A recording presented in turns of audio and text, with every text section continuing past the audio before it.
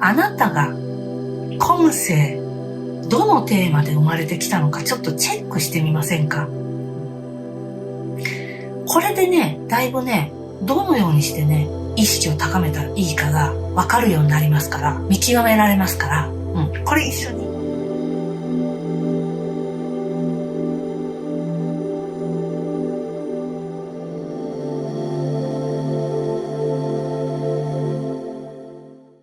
こんにちは。NPO 法人日本霊協会理事長の辻陽子です。今日のね、テーマはね、覚醒してあなたの波動を高める。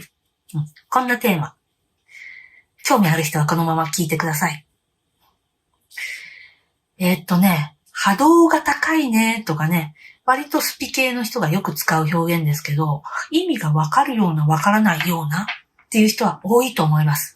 よくわからないままなんとなくニュアンスで使ってる人が多いと思います。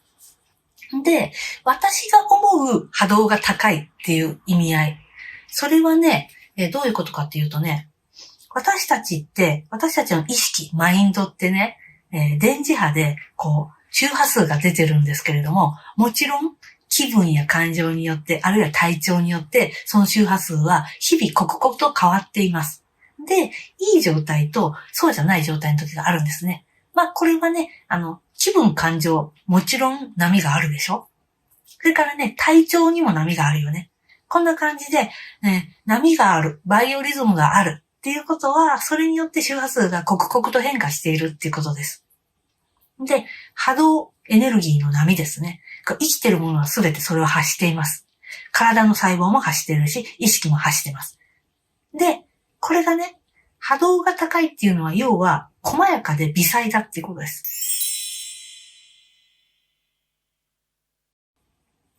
で、波動が荒いっていうのは、重くて鈍い感じね。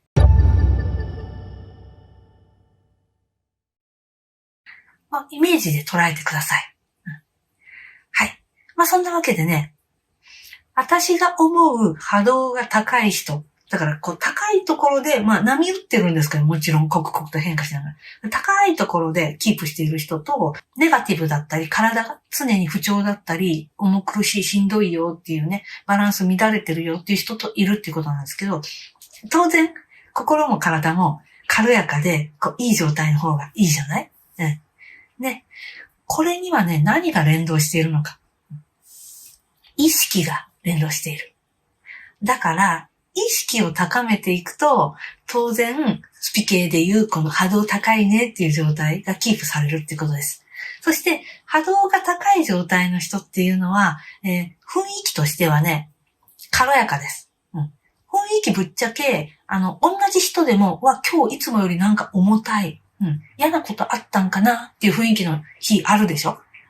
一方ね、なんか今日ウキウキしてて軽やかな感じ、そんな風に見える日があるはずです。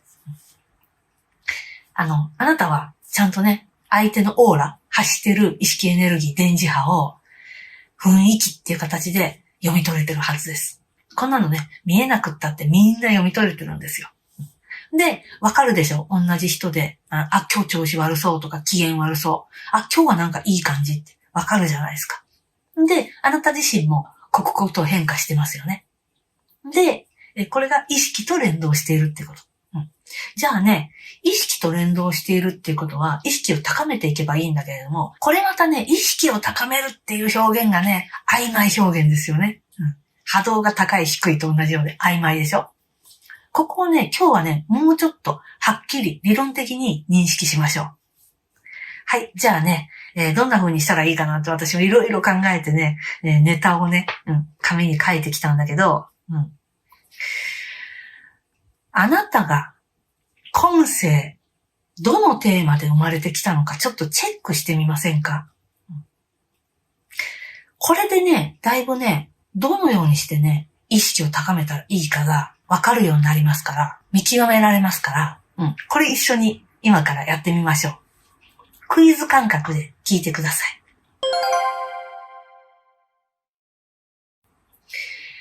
私たちのこの意識を高めていくには、意識をね、私ね、ちょっと紙に書き出して、7段階に分けてみました。7つ。7段階。一つ目から読んでいきます。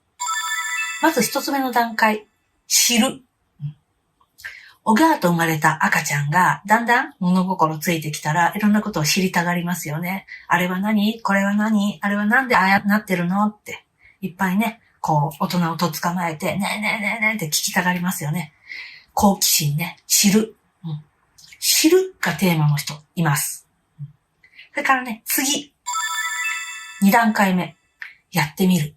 トライしてみる。これが人生のテーマの人います。トライがテーマの人ね。はい。3番目のテーマは、やれるようになる。このやってみると、やれるようになるってだいぶ違うんだよね。わかりますか？今ね、意識の7段階について話してます。これ勝手に私が思いついて書いた7段階だけど。はい。やれるようになるっていうのはね、車で運転で言うと、やってみるは、恐る恐る乗ってみる。体験してみる。ですよね。トライ。やれるようになるっていうのは、隣の助手席にお友達かなんかを乗せて、会話を楽しみながらドライブができるようになる。こんな感じです。この違いです。はい。4つ目。この意識段階は、人に教えたり、いい影響を与える。やれるようになるのさらに上ですね。エキスパート。達人級。そしたら教えてっていう人が出てきたりして、で、教えてあげるようになる。そしたらね、その人が教えた通りにやった人ができるようになるじゃない？これがいい影響を与えるってことですね。はい。これが意識レベル4段階目。5段階目。人の愛、思いやりに気づいて、謙虚に生きる。知らない間にあの人がこんな風に計らいをしてくれてた。あの人が私のためにこんな風に気を使ってくれてた。あの人が私のためにこんなお土産をくれた。ありがたいな。いろんなものが私のところにやってきてる。この思いやりに気づいていく。この意識レベル。このテーマの人。はい、テーマ6。あなたどれかなって思いながら聞いてください。今どこかな？はい。人にやってもらって感謝を伝える。これはね、意識レベル6番はね、自分がやれることであっても誰かにやってもらえませんか？代わりにって依頼して、で、やってもらい、やってくださってありがとうって感謝を伝える。例えば、あなたが首や肩がめっちゃめちゃ凝ってて、で、自分でね、なんかこう、100均とかでもいろいろ今売ってるからさ、ゴリゴリやったりとかさ、なんか運動したりして、ほぐしてもいいわけよ。だけれども、マッサージやリラクゼーションサロンに行って、で、揉みほぐしてもらったりとか、エステやってもらって、で、うわー、めっちゃ楽になりました。ありがとうございました。あなたゴッドハンドですね。なんて言って、お金を払って帰ってくる。これです、これです。人にやってもらって感謝を伝える。食事もそうですよね。どんなものでもよかったらお腹減ったら、なんかね、その辺にあるもので自分で作ってもいいけど、レストランとかに食べに行って、めっちゃ美味しいわーと思って食べて、すごい美味しかったです、ごちそうさまって言ってお金を払って帰ってくる。これです。やってもらって感謝を伝える。これがね、意識レベル6段階目。で、ラスト7段階目は、あなたの存在だけで人に気づきを与えていく。これが7段階目。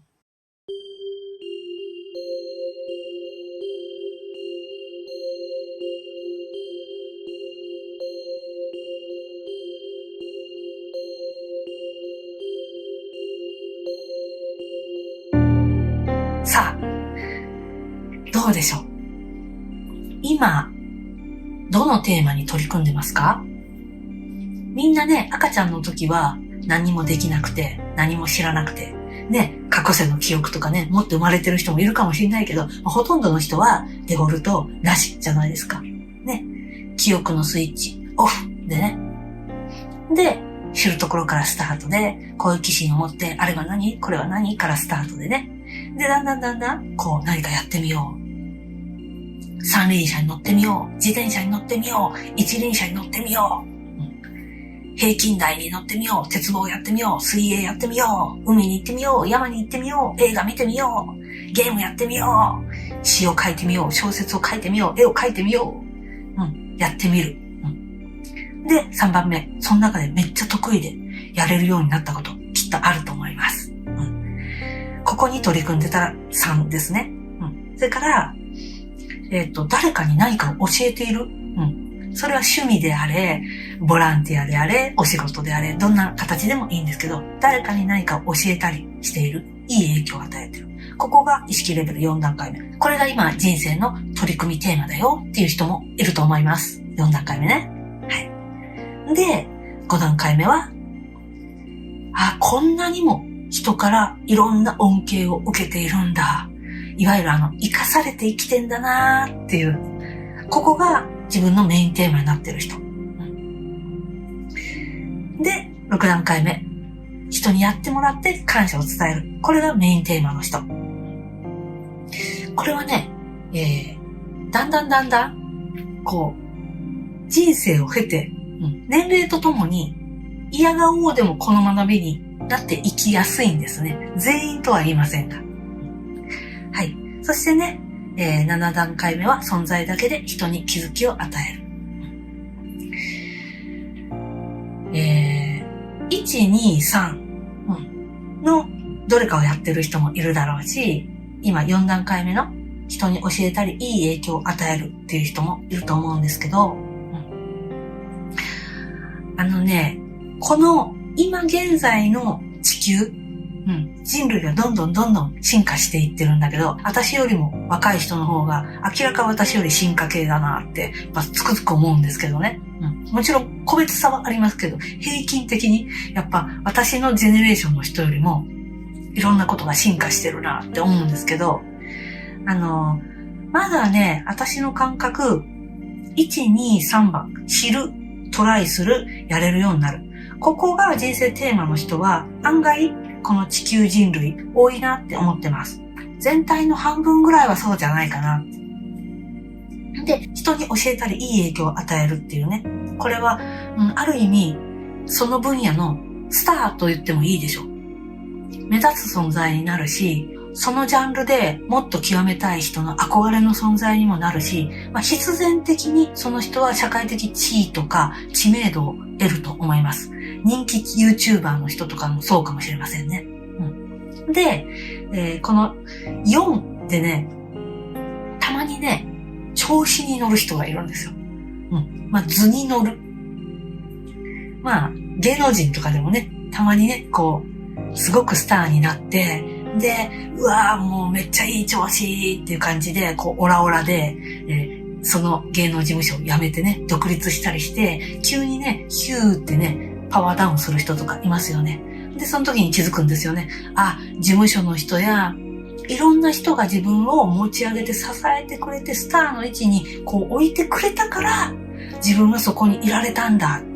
自分一人の力じゃなかった、みたいなね。起業する場合もね、こういう人も結構いますね。大手の商社とかに勤めていて、もうスター営業マン。もう、営業成績トップの人、大企業で。もう本当にその会社のスターですよ。稼ぎ頭ですからね。で、俺一人で何十億も商談、決めてきてるって。なのに俺の給料こんだけかいみたいなね。ほんで事務とか経理とかお金うまん仕事してる部署の人たち、みんな俺が稼いできたお金から給料出とるんやないかいみたいな感じで、独立起業する人いるんですよ。一人で起業したら、そんだけ売ったら全部ね、他の人のお給料に回らずに自分の、収入になっていくから。そう思って辞めた時に気づくんですよね。あなたどこの誰ですかって。前は有名な何々商事におられたかもしれませんけど、今は独立されたんで、あなたには何の信頼もありません。あなたからは買えません。あなたとの商談契約結べませんって言われて、全然稼げなくて、企業がうまくいかなくて、その時に気づくんです。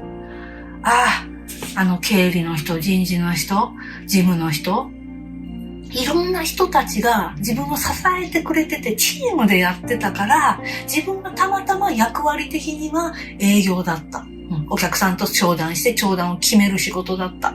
花形だった。スターだった。で、みんながあなたすごいねって言ってくれてたけど、あの人たちもすごかったじゃんって気づける。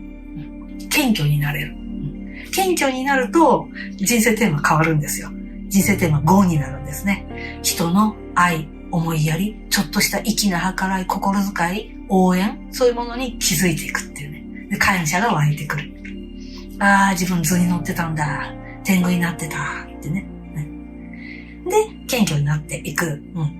で、その次、人にやってもらって感謝を伝える。これはね、若い頃一生懸命働いて、そこそこ、経済的に余裕が出てきた人が、今まではずっと飲食店にも行かずに自分で自炊してたけども、たまには、お店で美味しいもの食べようか、とか、たまにはエステ行こうか、とかね、そんな風になれた人。あるいはね、だんだん体の調子が悪くなってきたりとか、前ほど動けなくて、今までは自分で歩いて行ってたけど、ちょっとタクシー乗っちゃおう。で、タクシーの運転手さん、ありがとう、私を運んでくれて。ありがとうございますって言ってお金を払う。自分で頑張って時間かかるけど歩いて行ってもいいんだけど、しんどいからタクシーを使わせてもらう。あるいは電車を使う。これですね。人にやってもらって感謝を伝える。このテーマの人。このね、人生テーマ6番は、真のギバーと言えると思います。人生テーマ4番の人に教えたりいい影響を与える。この人もいい影響を与えている。与える。英語で言うとギブですね。だからギバーなんですけれども、その代わり対価をちょうだいよっていう気持ちも強いと思います。人生テーマ4番の人。それに対して人生テーマ6番。人にやってもらって感謝を伝える。この人はね、むしろ感謝を伝える。そこに喜びを感じていると思います。やってもらえてありがたいな。本当にありがとうっていう感じね。なので、タクシー乗ってあげてんから、あなたの方こそ私はお金を払ってあげてんねんからありがとうって言いなさいよ、みたいな。ありがとうございましたって言いなさいよ、みたいなね。こういうモードではなくて、この人生テーマ6番の人は、本当に与えることが喜び、っていう感じですね。で、さらに、そっから、さっきの7番。存在だけで人に気づきを与える。これはね、場合によっちゃ寝たきりになっているかもしれない。でも、若い頃の体験を人に話したりとか、もう何とも言えない笑顔とか、その人が不自由ながらも一生懸命自分でやることを自分で取り組んでいる。例えば自分の飲むお茶をちょっと手が不自由になってるけれども頑張って自分で入れてる。あるいは家庭菜園をやってるとか。そういうような、その人の、存在、生き様、あり方。これが人に気づきを与えているレベル。私ね、うちのね、受講生さん、師範の人でね、すごい素敵なお子さんがおられる方がいてね、その人の赤ちゃんとね、会ったんですね。でね、その赤ちゃんは先天的にちょっと体の不自由な赤ちゃんだったんです。で、私が会った時は2歳くらいかな。会って目を見てたら、大人が喋ってる言葉を理解しているなって感じたし、で、話せないんです。そして自分で排泄もできないし、寝た状態のままなんですけども、すごく頭は聡明なんだなっていう感じがしました。で、その子はそこにいるだけなんだけれども、なんとも言えない表情で笑うんですよ。でね、なんとも言えないね、この子のその魂の個性が高貴な人。高貴っていうのがすごいぴったり。偉そうとかそういうのじゃない、まるで王侯貴族の人のようなね、なんとも言えない厳かな、神聖な雰囲気の赤ちゃんだったんです。で、私ね、そんな赤ちゃんと会ったのは本当にその子が初めてですごく個性的だったんですね。で、うわ、会えて嬉しいって本当に思ったんですよ。その女の子の赤ちゃんから私は何もしてもらってません。で、言葉もね、交わしてないんだけれども、なんとも言えないすごく幸せな気分をもらって、ずっとその子のことが忘れられなくて、すごい強い印象なんですよね。ここの子は本当に会う人を、この私のようななんかもう魂が現れるような、浄化されるような、この気分を、こう、発する彼女の意識波動でやるんだなって思って、すごいなって思いましたね。存在だけで私にすごく大きな気づきをくれました。忘れられない人です。たった一回しかお会いしてないけど。こんな人もいる。なので、あなたは今どのテーマかな？どうでしょう？ここまで聞いてくださって見つけられました？で、当然ね、今の取り組みテーマが変わる時があります。これがね、人生のステージが変わるってやつですね。これね、1番から7番。だんだん難易度は上がっていく感じなんですけれども、もちろん難易度が高ければ立派だとか、もうそういう価値基準いらないです。そういうジャッジいらないです。人生のテーマが変わる。人生のステージが変わるっていうのは、ステージがこう一段上がるみたいな表現する人いるけど、私はあんまりあれは好きじゃなくて、まさにあなたがミュージシャン、歌手だったら、そのステージが変わるって考えてください。その方が私としてはなんか好きなんです。例えば、ロックのステージだったら、ロック聴きに来てるお客さんがいるでしょ？そしたらあなたはどんな服装で、どんなステージで歌います？どんな風に歌います？これが、クラシックになったら、着る衣装も歌い方も変わるよね。オペラとかね。で、じゃあ、シャンソンになったらどう？これもね、服も変わるし、ステージの雰囲気も変わるし、来てるお客さんも変わるから、歌い方も変わりますよね。そっから演歌に行ったらどうです？なんかかっこいい着物着て、歌い方も拳回して変わりますよね。こんな感じ。ステージが変わるってこんな感じです。来てくれてるお客さんも変わる。そしてあなたの立つステージが変わっている。だから着る衣装も変わるし、歌い方も変わるし、いろいろ変わる。これが人生のテーマが変わる。ステージが変わる。ここをね、ちゃんと今自分がどのステージにいるのか、どのテーマに取り組んでるのかを見極めましょう。見極めたら、この1番から7番までの、このステージ、どれに取り組んでいて、これが取り組み終わったら次どこに行くのかが見えますよね。そしたら、意識を高めていくのって、どっち向いていったらいいか、すぐにわかりますよね。なので、あなたが今何番にいるかな？そして、1番の人は次は2番。2番の人は3番。3番の人は4番。こんな感じで、ここを深めて、極めていって、もう十分気が済んだら、次に待ってるステージはそれなんだなって。はい。でね、1から3に取り組んでる人が多いって言ったけれども、3、やれるようになるの人は4を目指しているわけですよ。で、4っていうのはね、スターの位置です。1から7の中で一番目立つし、カリスマティックだったり、存在感があります。スターです。みんなが注目する。社会的地位が高かったり、知名度が高かったり、人気者。はい。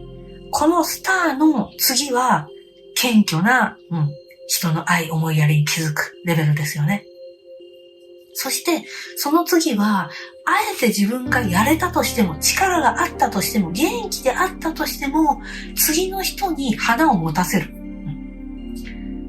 5番、6番、7番は、誰かをスターにしていく。誰かを光らせていく。そういうステージです。あなたの人生の主役はあくまでもあなたなので、そうなんですが、この地球上のスターっていう位置の役割は誰かに譲っていく。スターを育てていったりとか。そういう感じになっていくんですね。さあ、あなた今どこにいるか見極めつきました？特にね、今4番スターをやっている人は、もう徹底的にスターやってください。どこまでも貪欲になっていいです。いっぱいいいものもらってください。で、自分から得ようとしに行っていいと思います。そういうステージなんで。そこにいるんでね。だから、徹底的に躊躇なく、この辺でいいわと思わず、もうどこまでも突き抜けてください。そしたらね、早く気が済むんですよ。あと、どのようにしたらスターになれるのか、どのようにしたら人にいい影響を与えられるのかの、もう、それこそ達人になります。そしたらね、その次は、そこに行きたいステージ3の人、やれるようになってて次4を目指してる人。この人にぜひ、そのやり方をどんどん教えてあげて、で、その人にやってもらってありがとうって言ってあげながら、その人を盛り立てて育ててあげてください。こんな風にしていくといいと思います。で、そのステージをね、できるだけね、もう思いっきり手を抜かず、命がけでやりきる。やりきったら次に行けるんで、そしたら次の醍醐味が待ってる。次の喜びが待ってる。人生は、このステージ1からどんどん進んでいって、6、7と進んでいけばいくほど、ものすごいね、喜びが倍増してきます。喜びってね、もうね、限界がないんですよ。玉ねぎの皮みたいなもんでね、剥いても芯に行き継がない。どこまで行っても、さらにもっと大きい喜びが待ってる。それからね、1から7に行けば行くほど、孤独からも遠ざかります。それからね、このステージ1から7で言うとね、後に行けば行くほど孤独じゃなくなります。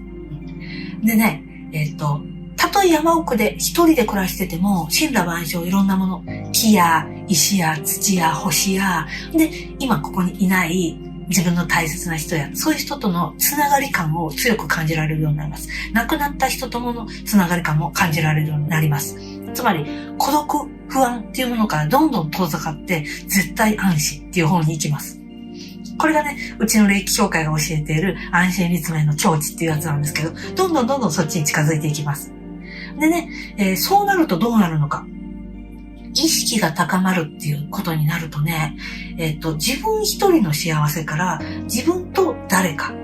それがどんどん範囲が広がっていくのね。これがね、器が大きくなるっていう表現をしてもいいかもしれないけど、最初は自分と自分の大切な人ぐらいね。あるいは家族とか友達ぐらいだったのが、自分とこのお世話になってる地域、自分とお世話になってるこの国、自分とお世話になってる地球、自分とお世話になってる人間以外の動植物、もう菌、ウイルスまでも悪さをするものもいますけど、いい働きをするものもいっぱいいて、結局、all for one, one for all。すべては一体。宇宙イコール自分、自分イコール宇宙。これ宇宙即我、我即宇宙って言いますけど、ワンネスの境地に近づいていくんですね。自然とね。さあ、どうでしょう。これを多分、覚醒の道って言ってるのかなって思います。覚醒っていうのもね、いろんな捉え方ができる言葉です。人によって使い方が違うと思います。一応ね、ネットで調べてみた。そしたらね、こう書いてあった。覚醒とは、目が覚めること。また、意識や感覚がはっきりと働き始めることを意味する言葉である。比喩的に、それまでの過ちに気づいたり、迷いから覚めたりすることについても言う。これですよね。覚醒者を目指さなくてもいいと思うんだけれども、絶対安心に包まれて、あなたらしさが伸びやかに発揮される。あなたの魂の個性が。そしてね、魂の本質はいつも言ってるように、愛、調和、癒しですから。ここにね、攻撃心とかね、誰かと競争して打ち勝つとかね、マウンティングするとか、誰かをいじめるとか、入ってないですから。あなたの本質は、愛、調和、癒し。肉体にね、エゴっていうのがついてますけどね。エゴ、すべての欲ですね。食べたい、寝たい、休みたい、自分だけいい思いしたい。これエゴですけどね。これは肉体を維持するためにくっついてる自己防衛本能から来てますけども、魂はね、肉体と別なので、こっちにはね、愛情は癒ししかないんですよね。これがね、もうあなたがね、いい人になろうとか、素晴らしい人格者になろうとか目指さなくても、勝手にね、どんどんあなたの内側から溢れ出してくる。そしてね、人がうまくいくことがね、もう嬉しくてしょうがなくなるんですよ。でね、人の応援をしたくてしょうがなくなる。そんな風になっていきます。そういう人がね、増えるといいなと思っています。で、最後の締めくくりとして、ちょっと日本の現状、一緒に見てみましょうよ。ご存知の通り日本っていうのは、お年寄り大国になりつつあります。それも世界ナンバーワンですよね。今世界一の長寿国でもあるし、人口比でお年寄りの割合が今ね、28から 30% ぐらいなんだろうか。3人に1人がシルバー世代って言われています。だからね、海外から旅行に来た人が驚くのは、わあ、日本ってお年寄りばっかりだ、若い人がいないって思うんだって、驚くんだって。でもね、その一方でね、スピリチュアル系の人は結構ね、こっからの地球の未来を担っていくリーダーになる国は、実は日本だって言ってる人とかいるじゃない？私ね、割と理屈屋さんだからね、そういうのね、聞いてね、わあ、そうなんだって全然信じない。疑い深くね、ほんまかって根拠見してみいやって思うタイプなんですよ。ひねくれててね。だけどもね、この長寿国であるっていうこととか、いろんなことを考えると、さっき言った人生テーマ1から7の中、体がだんだん自由が利かなくなってきたりとか、人に何かを頼んで、やってもらうことをしなければいけない人が増えてきているわけじゃないですか。そしてやってもらってありがとうっていう人は100人のお年寄り中100人全員ではない。けれども結構いると思うんです。誰かを、立てて花を持たせることを、必然的にやらざるを得なくてやってる人が多いっていうことはね、意識の進化としてはやっぱり日本が一番進むんじゃないかなって思ってるんですよね。他の国よりも。で、その後にね、結構ヨーロッパの各国が、日本の後にランキング、順位がーっとね、あるんですけどね。この辺はね、行政のホームページ見に行ったらそういう統計データ見れます。はい。なので、この高齢化社会になっていってる日本こそが、意識の高い人がたくさん人口比としている社会を作っていく。そういう意味では本当に地球がここからね、サステナビリティって言ってね、永続可能なみんなが調和をとって、地球環境を守りながらいい感じでこう楽しんでいこうよ。そんな地球になっていこうよ。次世代の人に苦労を負わせない。そういう地球になっていこうよっていうね、この思想にすごく乗ってる。日本がそういうパイオニアであり、リーダーになっていくのはもうこれは必然かなと。私はスピリチュアル系ではなくて行政のデータやいろんなものからそれを感じるわけです。はい。いかがでしたか？今日のテーマ。覚醒して意識波動を高める。波動を高くしていく。そんなお話でした。聞いてくださってありがとうございます。あなたの今のテーマ楽しみながら取り組んでください。じゃあ、いつも応援ありがとうございます。またお会いしましょう。チャンネル登録も嬉しいです。さよなら。